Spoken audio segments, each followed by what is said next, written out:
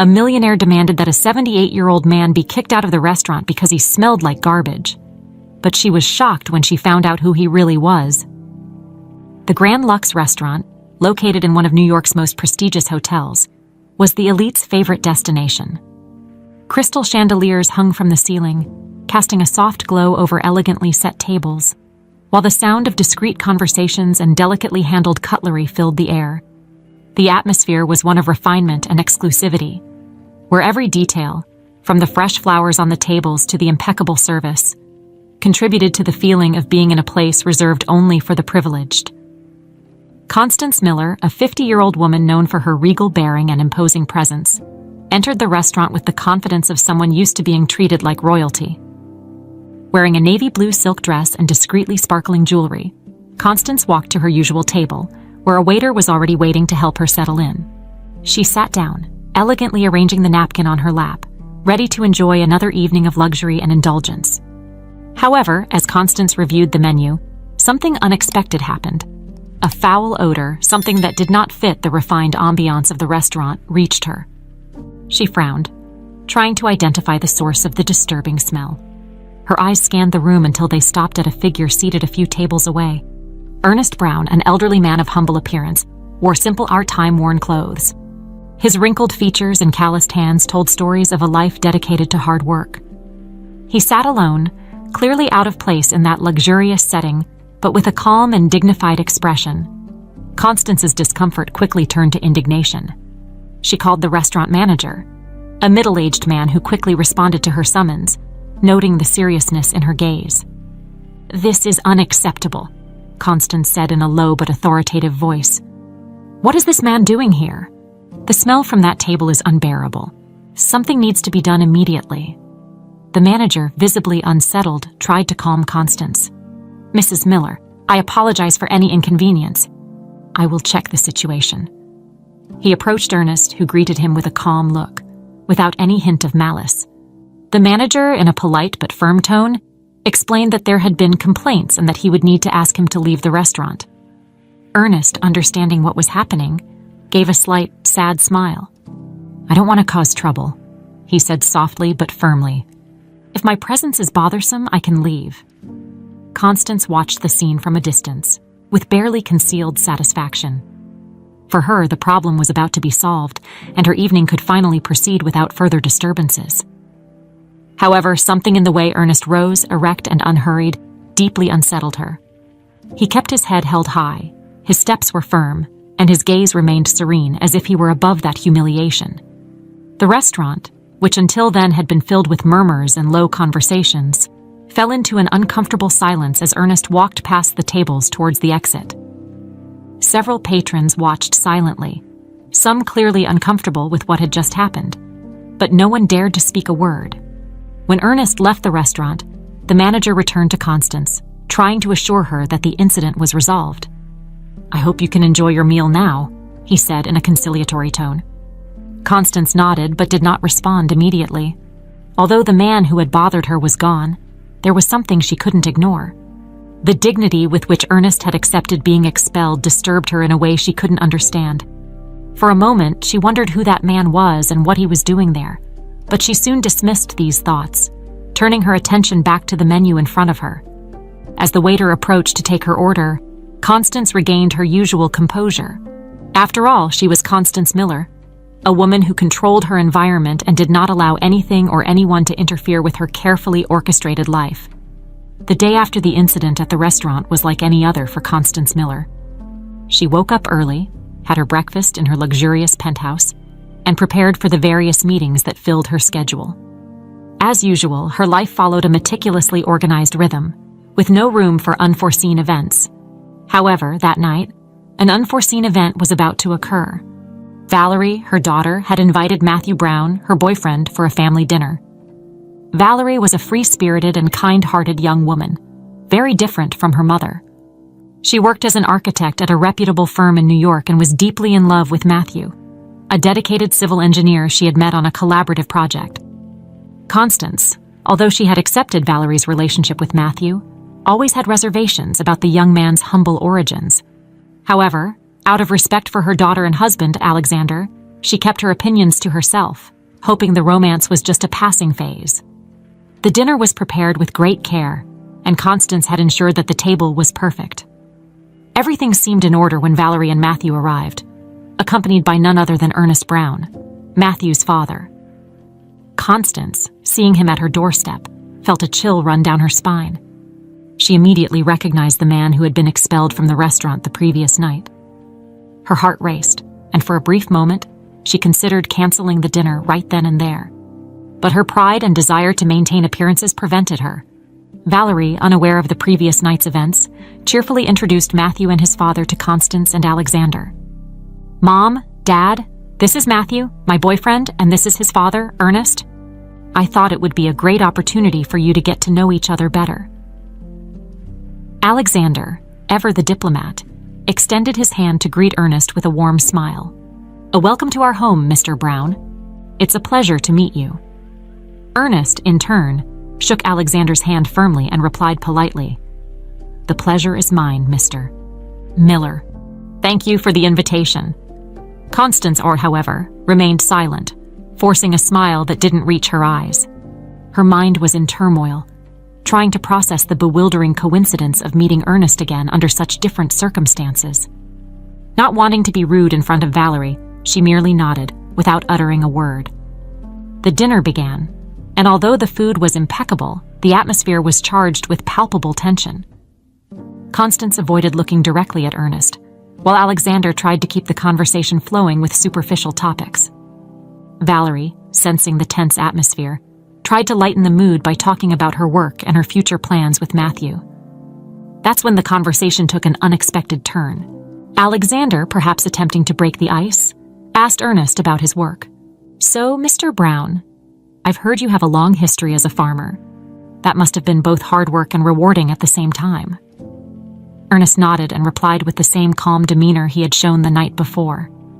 "Yes, it was hard work, but I've always been proud of what I did. Building something with my own hands and seeing the fruits of that labor is something I've always valued. Although I've stepped away from the fields in recent years, I still support what I can, especially when it comes to rural infrastructure." These words caught Alexander's attention. "Rural infrastructure, you say? Interesting, because years ago I was involved in a similar project with a partner. It was a project to build bridges and roads to improve access for farming communities." Ernest looked directly at Alexander, and recognition flashed in his eyes. "That partner was you, Alexander." The silence that followed was heavy. Constance, who had been struggling to maintain her composure, felt her heart sink. She knew that this dinner had taken a turn she couldn't control. Alexander, surprised and somewhat confused, blinked a few times before responding. "Ernest, you were my partner. How did I not realize it before? It's been so long. I thought that project had been forgotten." Ernest remained calm. "For you, maybe it was forgotten, Alexander, but for me, it was a great loss. Not just of the project, but of the friendship we had." Valerie and Matthew exchanged worried glances. This wasn't what they had envisioned for the dinner.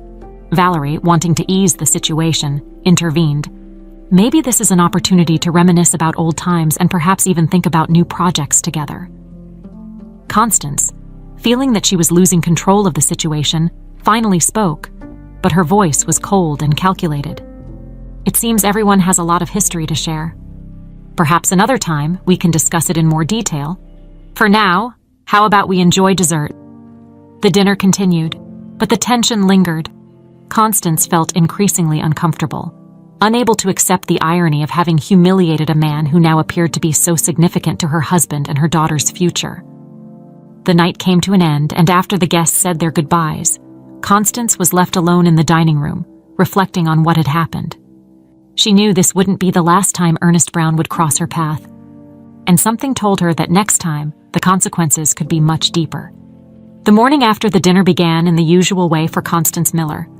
She followed her morning routine, but couldn't shake the thoughts that had tormented her throughout the night.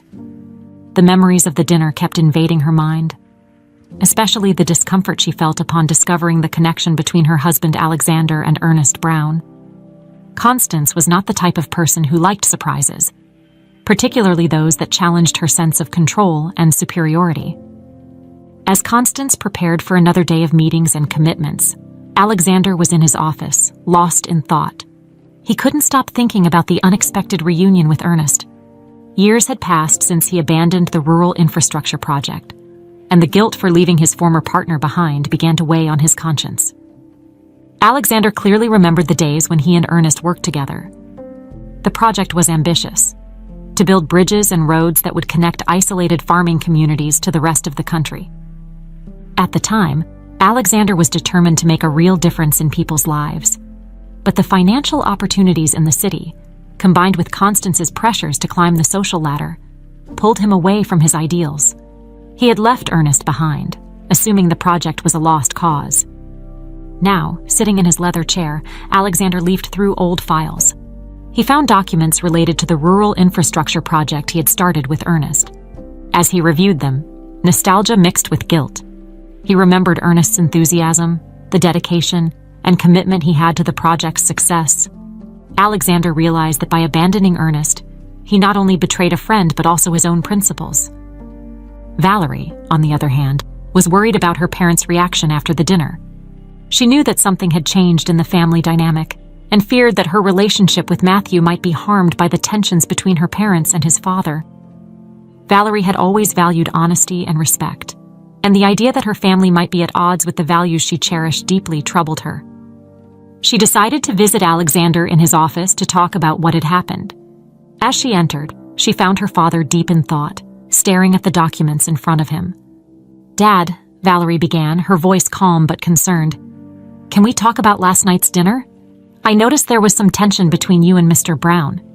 What really happened between you two?" Alexander sighed, knowing he could no longer avoid the subject. He looked at his daughter, realizing she deserved to know the truth. "Valerie, there was a time when Ernest and I were very close. He was more than a business partner, he was a friend. We were committed to a project that could have changed many people's lives, but I abandoned it. Back then, your mother and I were focused on other things, on climbing the social ladder, securing a place in society. And I left Ernest behind." Valerie was silent for a moment, absorbing her father's words. "You never told me about this," she said, trying to understand why he had kept this secret for so long. "I guess I was trying to forget," Alexander admitted, running a hand through his hair. "It was a selfish decision. And seeing Ernest last night, and it brought everything back. He never openly blamed me, but I know I deeply disappointed him." Valerie sensed the sincerity in her father's words and felt a mixture of sadness and empathy. She knew her father was a man of principles, but she also knew he had made difficult choices in his life. "So what are you going to do now?" she asked, a hint of hope in her voice. Alexander looked at the documents on his desk and then back at Valerie. "I don't know, sweetheart. But I think I need to make things right, somehow. I can't keep ignoring what I did, or the impact it had on Ernest's life." Meanwhile, Constance was fighting her own internal battle. The memory of Ernest being thrown out of the restaurant, and now knowing his significance in Alexander's past, began to eat away at her self-confidence. She had always believed that money and social standing were the true measures of worth, but now that belief was being challenged. Ernest, a man she had once looked down upon, carried a dignity that deeply unsettled her. She decided she would confront Alexander later that day. "Alexander, we need to talk about this Ernest Brown," she said bluntly as soon as she found him in the living room. Alexander, still lost in his thoughts, nodded. "Yes, Constance, we do. But first, I think you need to understand what really happened between us." Constance crossed her arms, her face maintaining its usual cold expression. "What exactly do I need to understand, Alexander? That you walked away from a project that might have been a waste of time?" Alexander shook his head, tired of how Constance reduced everything to financial success. "It's not about that, Constance. It's about values, friendship, doing the right thing. Ernest trusted me and I let him down. And now, I feel like I have an obligation to try and make things right." Constance, sensing the seriousness in her husband's words, fell silent. For the first time, she began to question whether her worldview, centered on status and wealth, was starting to crumble. In the days following the revelation about his past with Ernest Brown, Alexander couldn't shake the feeling that he needed to correct his mistakes. The guilt he felt for abandoning the project and his friendship with Ernest weighed heavier than ever. Every time he looked at the old documents in his office, the memory of the betrayal he had committed resurfaced, and the need for redemption grew more urgent. Valerie, noticing her father's dilemma, encouraged him to reach out to Ernest. Dad, I know it won't be easy, but I think you need to talk to Mr. Brown. If there's anything you can do to fix what happened, now's the time."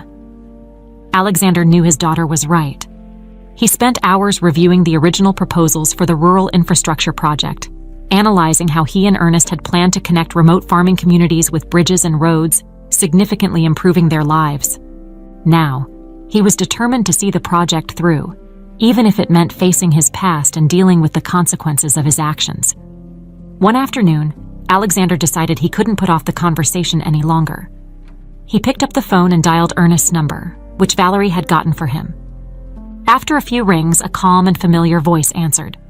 "Ernest, this is Alexander Miller," he began, trying to keep his voice steady. I'd like to talk to you if possible. I know it's been a long time, but I think there are things we need to discuss." There was a brief silence on the other end, and Alexander braced himself for the possibility of rejection. But then, Ernest responded, his voice filled with surprise, but also a certain expectation. "Of course, Alexander. I think it's about time we had this conversation. Can we meet at the farm tomorrow?" Alexander accepted the invitation with gratitude, feeling a weight lifted from his shoulders. The next day, he drove out to Ernest's farm, located on the outskirts of New York. The drive was an opportunity to reflect on everything that had happened and what he would say to Ernest. Memories of the time when they were partners flooded back, blending nostalgia with regret. When he arrived at the farm, Alexander was greeted by a serene and well-kept landscape. Ernest's farm was modest, but it radiated a sense of peace and hard work. He parked the car and stepped out, feeling the solid ground beneath his feet, a stark contrast to the luxurious marble floors he was used to walking on. Ernest was waiting for him on the porch, hands in the pockets of his worn jeans. His face, marked by time and life's hardships, showed an expression of tranquility. Alexander walked up the steps, and for a moment, the two men just looked at each other, as if trying to measure the distance created by time and past mistakes. "Ernest," Alexander began, extending his hand, "thank you for agreeing to see me." Ernest shook Alexander's hand, a firm grip that conveyed respect, but also a certain caution. "It's good to see you, Alexander. Let's sit and talk." The two of them sat down in rocking chairs on the porch, looking out at the vast expanse of the farm ahead. For a moment, only the sound of the wind and the birds filled the silence between them. "Ernest," Alexander said, breaking the silence, "I don't know how to begin to express how sorry I am for what happened. I walked away from our project, I walked away from our friendship, and I followed a path that, looking back, I realize wasn't the right one.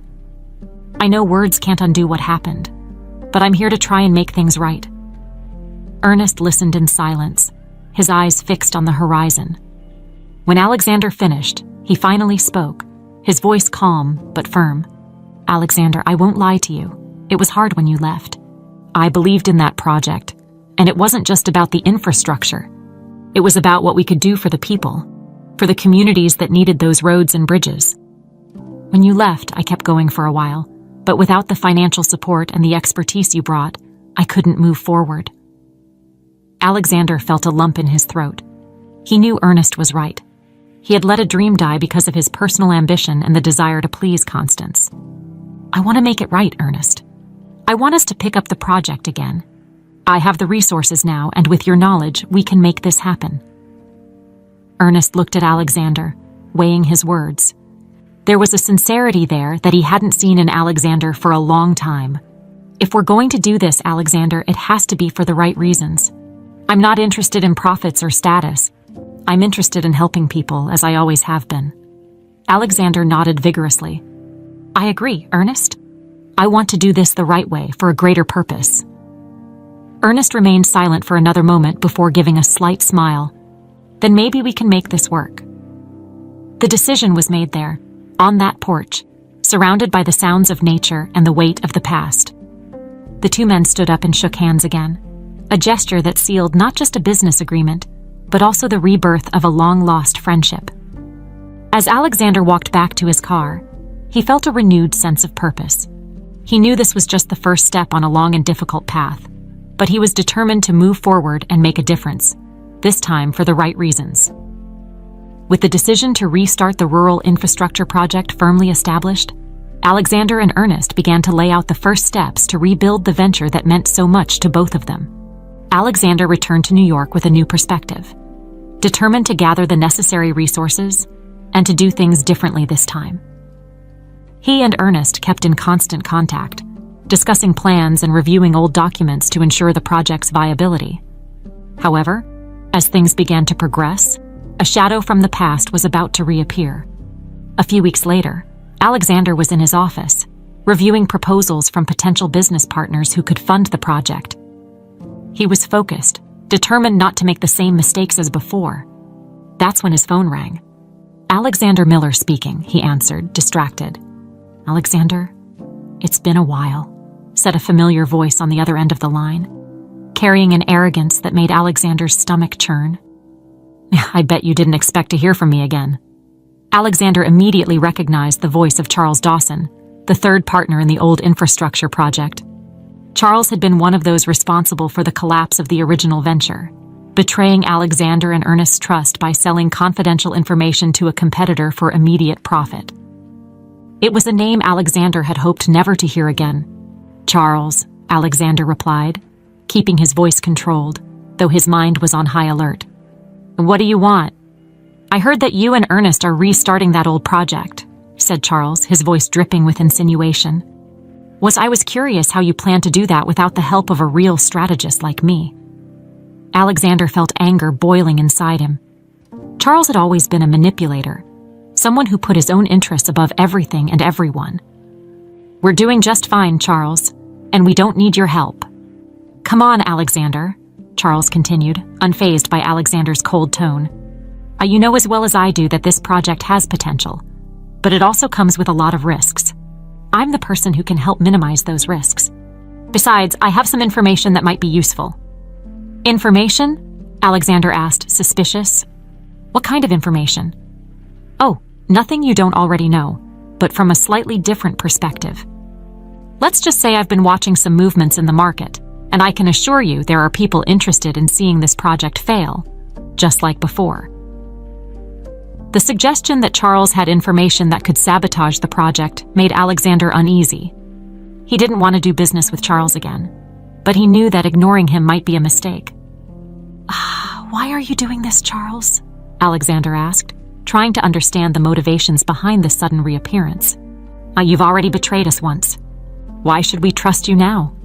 Charles laughed, a sound that made Alexander's nerves even tenser. Maybe I have my own reasons, Alexander. Or maybe I've learned some lessons over the years. Either way, I'm willing to talk. But that, of course, is up to you." Alexander didn't want to get involved with Charles, but the insinuation that there were forces working against the project worried him. He knew he needed to discuss this with Ernest before making any decisions. "And I'll think about it, Charles," Alexander replied, keeping the conversation brief. "But don't expect anything right away. Don't worry, Alexander," Charles said, his voice still full of confidence. "But I'm sure you'll make the right choice." After hanging up the phone, Alexander remained silent for a few minutes, reflecting on the call. He knew he needed to speak with Ernest as soon as possible. Charles was dangerous, and any involvement with him could jeopardize not only the project but also the renewed friendship between Alexander and Ernest. Later that same day, Alexander took a trip to Ernest's farm to discuss the situation. When he arrived, he found Ernest working in the field, as usual. Alexander quickly explained what had happened, and Ernest listened attentively, his expression remaining calm but with a slight hint of concern. "I knew Charles might resurface," Ernest finally said. "He's never been the type to let opportunities slip by. But Alexander, we need to be very careful. He's already betrayed us once, and we can't let that happen again." "I know, Ernest," Alexander replied. "But he suggested there are other people interested in sabotaging the project. If that's true, we need to be prepared." Ernest was silent for a moment, considering the situation. "Maybe we should hear what he has to say," he cautiously suggested. "But without any commitments, We need to know where we stand. Alexander agreed, albeit reluctantly. He knew bringing Charles back into the circle was risky, but he also knew that ignoring a possible threat could be even more dangerous. Let's set up a meeting with him, Alexander finally decided. But we'll do it on our terms. And above all, we need to make sure he doesn't have any more tricks up his sleeve.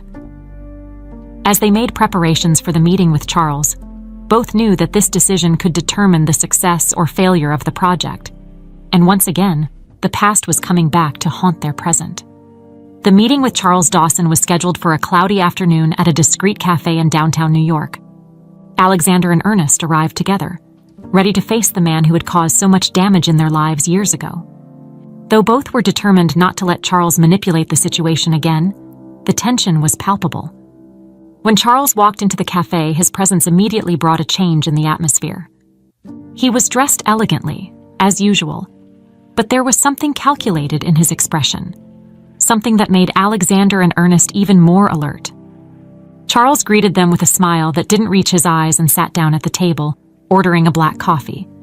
"And good to see you both again," he began without any hesitation. "Looks like we're all a bit older, but still have the same good taste for business, don't we?" Alexander didn't respond to Charles's comment. Instead, he got straight to the point. "And we're here because you said you had important information about our project. So, what do you know, Charles?" Charles looked from Alexander to Ernest, then leaned forward slightly, as if about to share a secret. "I know you're picking up the rural infrastructure project again, and I also know there are people interested in seeing it fail, just like before. Some of your old competitors are keeping an eye on what you're doing and have already started moving to make things difficult." Ernest, who had been silent until that moment, finally spoke, his voice calm but firm. "Why should we believe you, Charles? You betrayed us once. What makes you think we're willing to trust you now?" Charles sighed, as if preparing for a response he knew wouldn't be well received. "You have every right not to trust me, and I don't expect you to. But what I'm saying is true. The same interests that sabotaged the project in the past are at play again. If you ignore this, the project might fail once more." Alexander and Ernest exchanged glances. The prospect of facing the same challenges that had destroyed the original project was daunting, but ignoring Charles's words also seemed like a reckless risk. "If this is true, why are you telling us now?" Alexander asked. "What do you get out of this, Charles?" Charles shrugged. Maybe I've learned from my mistakes. Maybe I'm trying to make things right. Or maybe I see this as an opportunity for all of us to win. I'm not here to screw you over again, Alexander. I'm here to offer help. I can provide information and strategies to deal with these interests. Of course, I'm not doing this for free, but I think we can come to an agreement." Ernest, who had maintained a reserved posture until now, looked at Charles with a critical eye. "And what's the price of your help?" Charles smiled. "Nothing more than a small percentage of the project's profits. After all, if we're going to face these sharks together, it would only be fair for me to have my share too." Charles's proposal put Alexander and Ernest in a dilemma. On one hand, Charles's words carried weight, and the threat of sabotage was real. On the other hand, allowing Charles to get involved again posed a risk that both knew could be dangerous. Alexander took a deep breath, aware that the decision they made could determine the future of the project. "We'll need some time to consider your proposal, Charles. This isn't something we can decide here and now." Charles nodded, seemingly accepting the response calmly. "I understand. Take the time you need, but don't take too long. Time is something you don't have in abundance on this project." After the meeting, Alexander and Ernest left the cafe in silence, each lost in their own thoughts. The tension between them was evident, but there was also a tacit understanding that, regardless of the decision they made, they would need to be prepared for the consequences. Later, in Alexander's office, the two men sat down to discuss what to do. "And I hate the idea of relying on Charles again," Alexander said, clearly frustrated. "But we can't ignore what he said. If there are people interested in sabotaging the project, we need to be ready." Ernest nodded slowly. "But if we're going to work with Charles, we need to set clear rules. He can't have control over anything. We need to keep the project in our hands." Alexander agreed. "And we also need to protect what we're doing. We'll ramp up the security of the documents and operations. We can't give anyone the chance to bring us down again." They decided they would accept Charles's offer, but only on their terms. Ernest and Alexander were determined not to repeat the mistakes of the past. They knew the road ahead would be tough, but they were prepared to fight for what they believed in, no matter the cost. With this decision made, the next steps would be crucial. They would need to work together to ensure the project moved forward, overcoming any obstacles that arose. And above all, they would need to stay alert for any signs of betrayal, for they knew that when it came to Charles Dawson, distrust was always the best defense. With the decision made to allow Charles Dawson to get involved in the project, though with strict precautions, Alexander and Ernest began working to bolster their defenses. They ramped up the security of the documents and operations and decided to hold regular meetings to closely monitor the project's progress and any signs of trouble. Despite the precautions, a sense of distrust permeated the atmosphere. Charles was back in the circle, but neither Alexander nor Ernest let their guard down. They knew he was a cunning man, always looking for an advantage, and they weren't willing to be caught off guard again. A few weeks passed, and the rural infrastructure project began gaining momentum. Negotiations with financial partners were progressing, and plans for the construction of the first roads and bridges were underway. However, tensions among those involved also began to rise. During one of the meetings held in Alexander's office, Charles brought up a delicate issue. "I have an important update," he said, with a tone that suggested the news wouldn't be pleasant. "I've received information that one of the competing companies is planning to launch a project similar to ours. They have enough political and financial backing to outdo us if we don't act quickly." Alexander frowned, concerned about the new information. "Who are they, and how did they gain access to these resources?" Charles gave a sarcastic smile. "This is what I've been trying to warn you about. We're not just dealing with a competitive market. We're dealing with powerful interests who have no qualms about using every possible tactic to bring us down. And before you ask, I don't have concrete proof, but I have good sources who assured me that this is more than just a rumor." Ernest Iger, who had remained silent up until now, observing the dynamic between Charles and Alexander, decided to intervene. "And what are you suggesting, Charles? That we abandon the project again? Or that we play the same dirty game these competitors are playing?" Charles raised his hands in a conciliatory gesture. "None of that. What I'm suggesting is that we need to be smarter. If we want this project to move forward, we're going to need allies and a strategy that anticipates these competitors' moves. I'm talking about forming strategic alliances, maybe even with some of these politicians. I know it's a complicated path, but it's what we need to do if we want to stand a chance." Alexander felt a growing discomfort.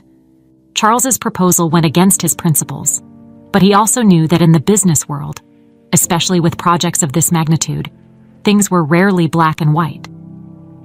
"I'm not comfortable with the idea of partnering with corrupt politicians or using unethical tactics," he said firmly. "This project was designed to help rural communities, and I don't want to deviate from that goal." Charles shrugged, unfazed. "And I understand your position, Alexander, but the real world doesn't work that way. If you want results, you need to play the game. Otherwise, you might as well give up now and let those competitors take what's rightfully ours." The room fell silent, each person pondering Charles's words. Ernest, however, seemed deeply troubled. He rose from his chair and looked directly at Charles. "You may be right about the challenges we face, but I won't compromise my values to win. If this project moves forward, it will be for the right reasons, not through manipulation by corrupt forces." Charles stared at Ernest with a calculated look. "You're an honorable man, Ernest, and I respect that. But integrity doesn't build bridges or roads. We need to be pragmatic." Ernest didn't back down. "Pragmatism doesn't mean abandoning our principles. If we do that, we're already defeated before we even start." Sensing the tension rising, Alexander decided to wrap up the discussion. "And we need to find a middle ground. We can't be naive, but we also can't lose sight of what truly matters. Let's explore our options while keeping our principles intact." Charles nodded, seemingly accepting the decision, but there was a glint in his eyes that suggested he still had cards to play. "As you wish, but remember, time is against us. We need to act quickly." As the meeting drew to a close, Alexander and Ernest left with conflicting emotions. They knew the road ahead was fraught with obstacles, and that Charles could be both a valuable ally and a potential threat. But above all, they knew they would need to stay united to succeed. Later that night, as he reflected on the meeting, Alexander was surprised by a call from Valerie. "Dad, can we talk? I'm worried about everything that's happening with the project. Matthew told me that you and Mr. Brown are facing a lot of challenges." Alexander sighed, feeling the weight of his responsibilities. "It's true, Valerie. We're dealing with problems I didn't anticipate, and things are getting complicated." Valerie hesitated for a moment before continuing. "Dad, I know you're doing the best you can, but I want you to remember why you decided to take on this project. Don't let the circumstances force you into something you'll regret later." Valerie's words touched Alexander deeply. He knew his daughter was right. No matter how tough the situation became, he needed to stay focused on what was important, helping the communities that needed the project and doing so in an ethical and honorable way. With renewed conviction, Alexander prepared for what lay ahead, determined to face the challenges without compromising his values. He knew the next confrontation would be crucial, both for the project's future and for his own sense of integrity. The days following the meeting were filled with a mix of uncertainties and preparations. Alexander and Ernest knew they were racing against time and forces that could easily crush their efforts. The decision to move forward with the project while keeping their principles intact hadn't been easy, but it was the only choice they could accept. However, Charles continued to push for a more pragmatic approach, causing constant friction among the three. Alexander and Ernest were determined to maintain control over the project, but Charles, with his insistence on exploiting dubious alliances, began to sow discord. On a chilly autumn morning, Alexander called Ernest for a meeting in his office. It was a private meeting, without Charles's presence, as Alexander needed to discuss a plan without the old partner's interference. Ernest arrived punctually and was greeted by Alexander with a serious expression. "Ernest, we need to talk about how we're going to handle Charles," Alexander began bluntly. "I feel like he's trying to manipulate us, and it's making me increasingly uncomfortable." Ernest nodded, having anticipated this inevitable conversation. "I feel the same way, Alexander. Charles has always been skilled at exploiting others' weaknesses, and I don't think he's changed. We need to be cautious." Alexander stood up from his chair and began pacing the room, as he often did when worried. "We need a plan, something that allows us to continue the project without Charles's influence, but also protects us from the external threats he mentioned." Ernest pondered for a moment before responding. "If we're going to do this, we need reliable allies. People who share our values and are committed to the project's success for the right reasons. We can think of strategic partners who have influence and can help us neutralize threats without compromising our integrity." Alexander stopped pacing and looked at Ernest, surprised by the simplicity and wisdom of his suggestion. "We can seek investors or organizations with a legitimate interest in seeing the project succeed. Maybe we can even get government support, as long as it's done transparently." "We need to act fast," Ernest continued. "If we wait too long, Charles may find a way to dig deeper into the project, and then it will be much harder to remove him." With a plan in mind, Alexander and Ernest began drafting a list of potential allies. They decided to seek support from non-governmental organizations focused on rural development, as well as to talk to politicians with a track record of integrity and commitment to social causes. They knew it would be a tough task, but they also knew they were doing the right thing. In the days that followed, Alexander and Ernest worked tirelessly to reach out to these potential allies. Some meetings were scheduled, and soon they began receiving positive responses from people and organizations genuinely interested in the project. However, as Alexander and Ernest strengthened their alliances, Charles began to realize he was being sidelined. He arranged a meeting with Alexander and, while noticing that his suggestions were being ignored, decided to confront him. "Alexander, I see you're making decisions without consulting me," said Charles, his voice a mix of frustration and barely restrained anger. "I thought we agreed to work together on this project." Alexander, knowing this confrontation was inevitable, stayed calm. "Charles, what we're doing is protecting the project. You suggested alliances and tactics that go against everything Ernest and I stand for. We need reliable allies, not deals with questionable people and practices." Charles laughed, a sound that made Alexander realize just how different their worldviews were. "You've always been naive, Alexander. The world isn't that simple. You think you can win by playing fair? Good luck with that.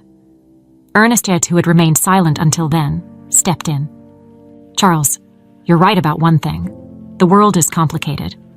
But that doesn't mean we have to compromise. What we're trying to do here isn't just about building bridges and roads. We're trying to build something bigger, something that will have a real positive impact, and we're not going to do that by sacrificing our values.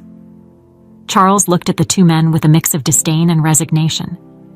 He knew he had lost the battle for control of the project, but there was still a glint in his eyes that suggested he wasn't entirely defeated. Very well, he said, his tone carrying a veiled threat. But remember, the world isn't kind to idealists, and when things fall apart, don't say I didn't warn you. With that, Charles stood up and left the room, leaving Alexander and Ernest alone. Both men knew that even though they had managed to push Charles away, the danger hadn't passed. His words hung in the air like a warning, but at the same time, there was a sense of relief for having made a decision that, though risky, was in line with their principles. As they watched Charles leave the building, Alexander and Ernest knew that the real test was yet to come. They were about to enter the most challenging phase of the project, where their alliances would be tested, and where they would have to fight to ensure that their dream of improving so many lives didn't turn into yet another tragedy. The atmosphere in New York grew increasingly tense as the rural infrastructure project progressed. Alexander and Ernest were in the middle of a storm, not just figuratively, but literally as well. The weather seemed to reflect the growing tensions as the winds blew stronger and dark clouds gathered on the horizon. Inside their offices, however, preparations continued, with endless meetings, delicate negotiations, and mounting pressure to deliver results. The alliances that Alexander and Ernest had formed began to show signs of success. Several NGOs and respected political figures offered their support to the project, drawn by the promise of a lasting positive impact. It seemed that the strategy of distancing themselves from Charles and his questionable methods was starting to pay off. However, the road ahead was far from safe. On a particularly gloomy afternoon, Alexander received an urgent call from one of the project's strategic partners. It was one of the NGOs they had established an important partnership with. "Us, Alexander, we need to talk immediately," said the voice on the other end, filled with concern. "We've received information that some of your competitors are making strange moves. It seems they're trying to buy our influence to pull us away from the project." Alexander felt his stomach turn. He knew Charles had mentioned the possibility of sabotage, but he hadn't expected it to happen so soon and so aggressively. "Who's behind this?" he asked, trying to stay calm. "We're not absolutely sure, but our contacts suggest it could be an alliance of several companies that have an interest in controlling the development of these rural areas. They see your project as a threat to their profits." Alexander thanked them for the information and hung up the phone, feeling the pressure mounting even more.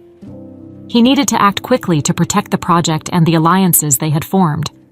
Immediately, he reached out to Ernest to discuss the situation. When Ernest arrived at the office, the atmosphere was already tense. The office windows rattled with the strong wind outside, and the impending storm seemed to reflect both men's state of mind. "I got a call today," Alexander began, cutting straight to the point. "They're trying to buy off our partners to pull them away from the project. It looks like things are escalating faster than we expected." Ernest frowned, clearly concerned. We need to protect our allies, Alexander. If they start doubting the success of the project or our ability to deliver, they might give in to the pressure and back out." "We need a strategy," Alexander continued. "Something that shows we're in control, that we have the resources and the determination to move forward, despite the threats." Ernest thought for a moment, watching the storm intensify outside. "Or maybe it's time to show some concrete results. We need to move forward with the first phase of the project. Start building one of the bridges. That'll show we're not just planning, but actually executing." Alexander nodded, recognizing the wisdom in Ernest's suggestion. "And that will also give us more positive visibility. If the public sees the project underway, it'll be harder for our competitors to sabotage us without facing consequences." They decided that the next step would be a public announcement, followed by the immediate start of construction on one of the project's most important bridges.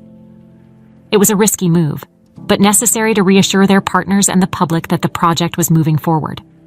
As they prepared for the announcement, however, unexpected news arrived.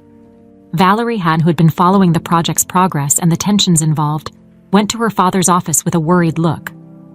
"Oh, Dad, I just found out that Charles Dawson was seen meeting with some of the leaders of the companies you mentioned. It looks like he's involved with the competitors and might be orchestrating this sabotage attempt." The revelation shocked Alexander, but at the same time, it wasn't completely unexpected.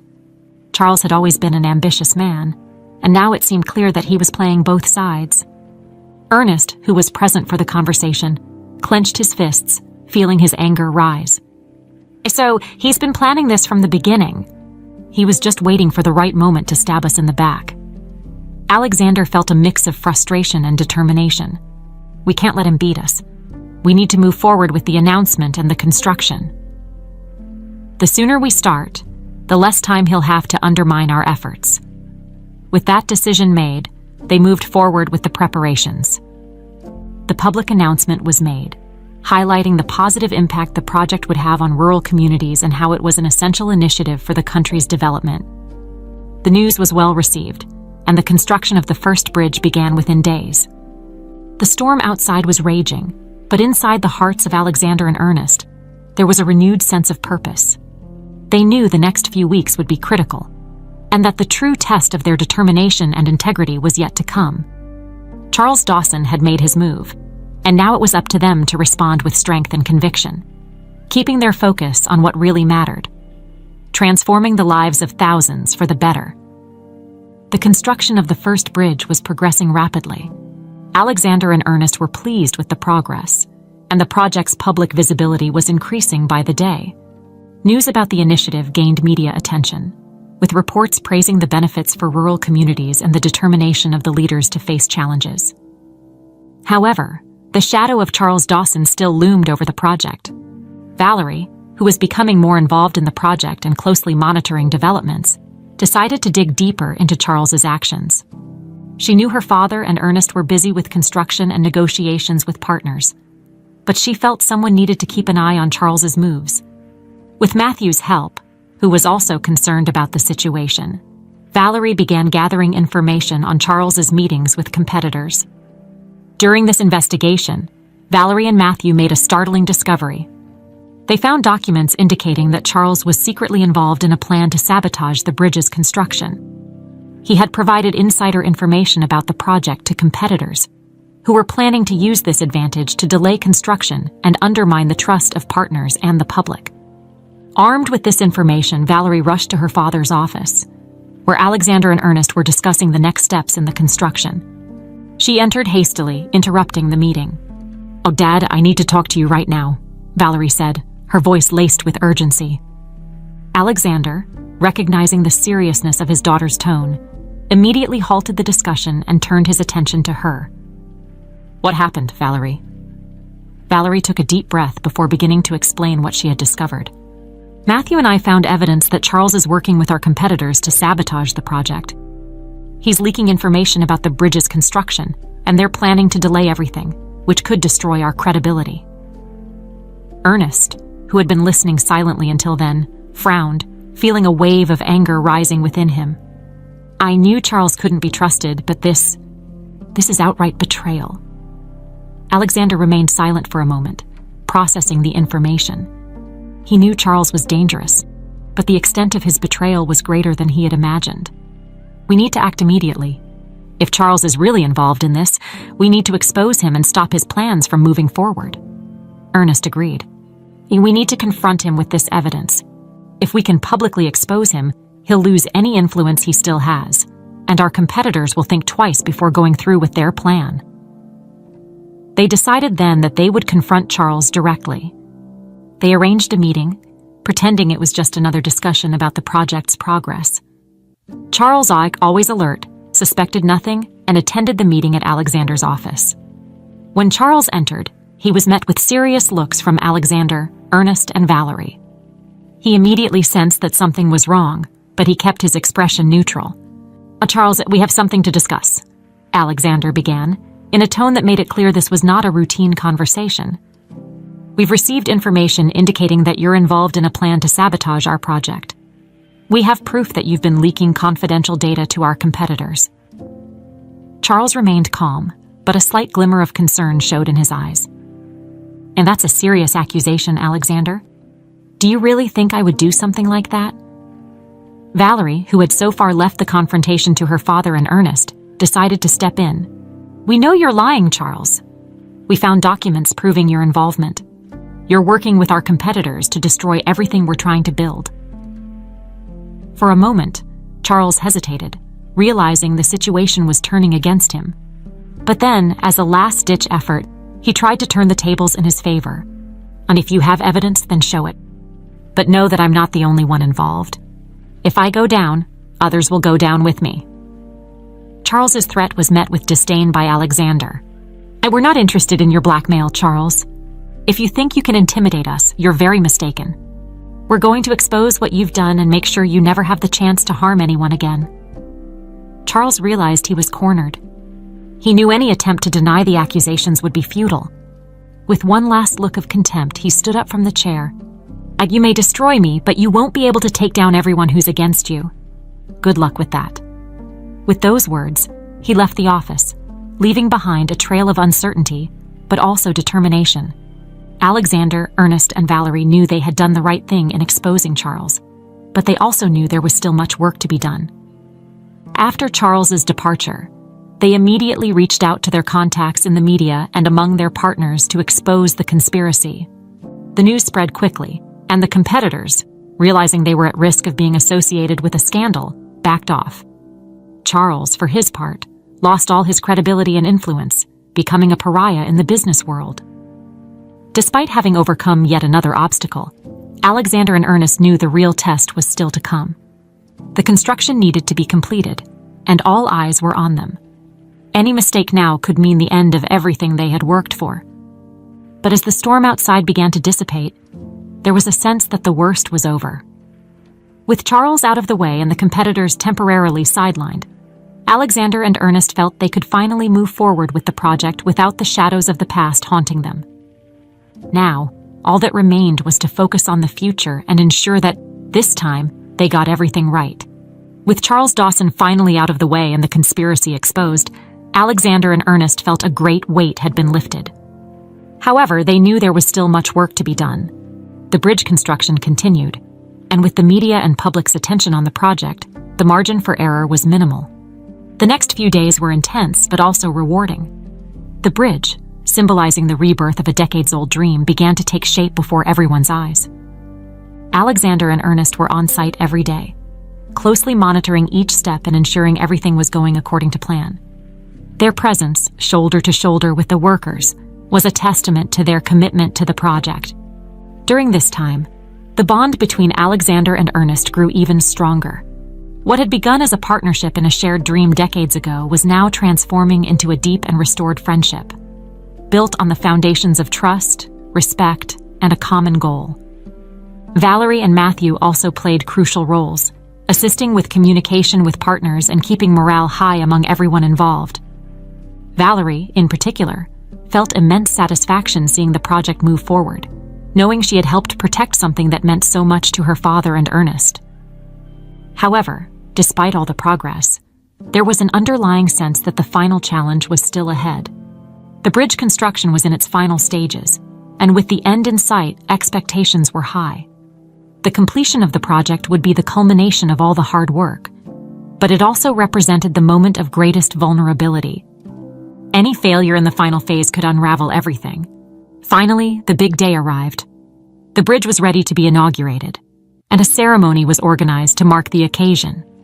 Political figures, community leaders, NGO representatives, and the media were all present to witness the historic moment.